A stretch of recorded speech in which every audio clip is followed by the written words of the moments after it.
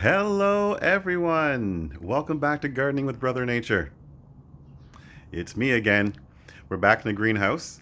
So today what we're going to do, we're going to talk about what I do, the steps that I take before I start planting in the ground. So one of the first things I do is that I will go around the gardens wherever I am, where I'm at work right now, and check out for what we call weeds. I call these plants not weeds, but they're plants behaving badly.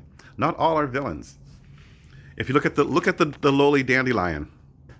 Dandelion is part of the sunflower family. Dandelion is one of the first food sources for the bees when they get out of hibernation. So you might want to keep them. And also dandelions have medicinal and edible qualities as well. The leaves can be eaten as greens, especially when they're young. People use the leaves to make dandelion wine. People use the leaves and some of the flower petals to make dandelion frittatas. And the white sap that comes out of the dandelion has been used in First Nations cultures and Native American cultures for wart removal. That's dandelions. Then you have stinging nettle. Yeah, stinging nettle. Ouch!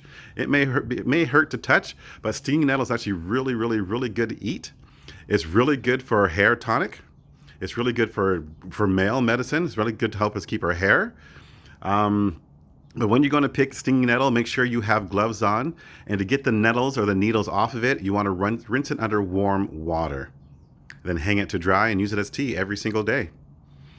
There's also burdock root. Burdock has a big leaves. People use that for the roots for tonic, or the leaves are used as a bandage as well. There's one that's out right now called garlic mustard, which is another invasive species. This one has white flower heads on it. If you see this one, what you can do is cut the white flower heads off it and eat the greens. Yum, yum, yum, garlic mustard greens. Or if you have a vermicompost or composting, put it inside of there.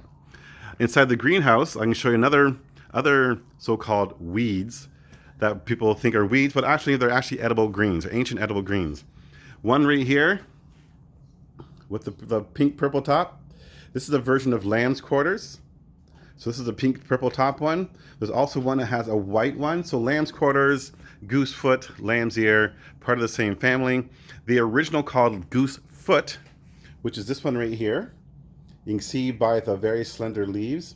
So this one right here was part of the ancient agricultural techniques that were used before the onset of corn. So there's goosefoot, there's sumpweed, there's erect knotweed. These were things that First Nations and Native Americans would grow before the onset of corn. When corn came about, it changed the game. We got all about corn. Now corn is in everything. But the thing about corn is that people actually don't eat corn properly. So let's look at the goosefoot that people see as lamb's quarter. Look at this one. See the difference in leaves? Nice and big, just like lamb's quarter, like lamb's ears. So you'll probably see those growing in a garden. You'll probably also see, look over here right quick, this plant right here, red amaranth. The whole plant is edible. Just like the goosefoot, the lamb's quarter, lamb's ear, and the pink top lamb's quarter, everything's edible. You can actually use some of the goosefoot inside of your Three Sisters gardening. So doing your corn, beans, and squash, or sunflower beans and squash, or sunroot beans and squash, you can place these at the bottom as well as a fourth sister. Help retain some nitrogen inside of the soil. And plus, when it's time to harvest, guess what? You have all that goodness right there.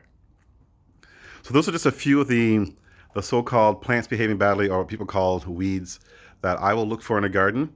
And some I won't even pull out. I will use them, because why not? We need to use everything that's out there. Just because some supermarket or someone higher up is choosing what we should and should not eat, we should be looking at what we can eat in our own backyards. And speaking of backyards, I don't pick anything. I will not wild forage. I am all about picking what's on your land or in your backyard. I do my best to not wild forage, I should say, because you don't know what's on that out there.